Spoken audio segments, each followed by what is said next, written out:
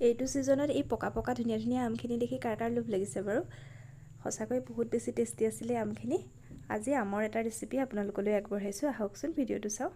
প্ৰথমতে আমখিনি ধুনীয়াকৈ মিক্সিত পেষ্ট কৰি ললোঁ তাৰ পিছত এখন চালনীৰে আমখিনি ধুনীয়াকৈ চালি লম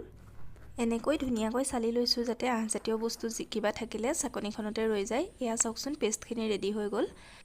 এতিয়া গেছৰ ফ্লেমটো লোত ৰাখি পেলাই এখন কেৰাহী বহাই লৈছোঁ আৰু গোটেই পেষ্টখিনি কেৰাহীখনত দি দিছোঁ আৰু চেনি অলপমান দি দিছোঁ চেনি আপোনালোকে আন্দাজমতে দিব পাৰে যেহেতু পকা আম খুব মিঠা সেইকাৰণে চেনিৰ পৰিমাণটো আপোনালোকে আন্দাজমতে দিব এতিয়া স্পেচুলাখনেৰে লাহে লাহে এনেকৈ লৰাই আমখিনি পকাই আছোঁ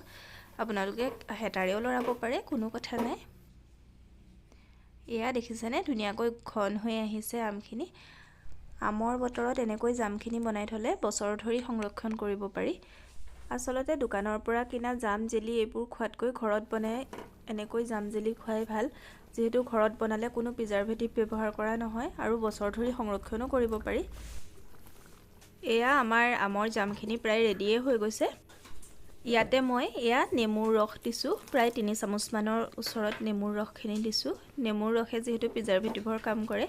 সেইকাৰণে নেমুৰ ৰসখিনি দি পেলাই গেছৰ ফ্লেমটো অফ কৰি দিলোঁ আৰু ভালকৈ লৰাই মিক্স কৰি দিছোঁ চাওকচোন ইমান ধুনীয়া হৈছে কালাৰটো আমাৰ জাম ধুনীয়াকৈ ৰেডি হৈ গ'ল ইমানেই বেছি টেষ্টি আৰু হেলদিও হয় ঘৰতে বনোৱা যেহেতু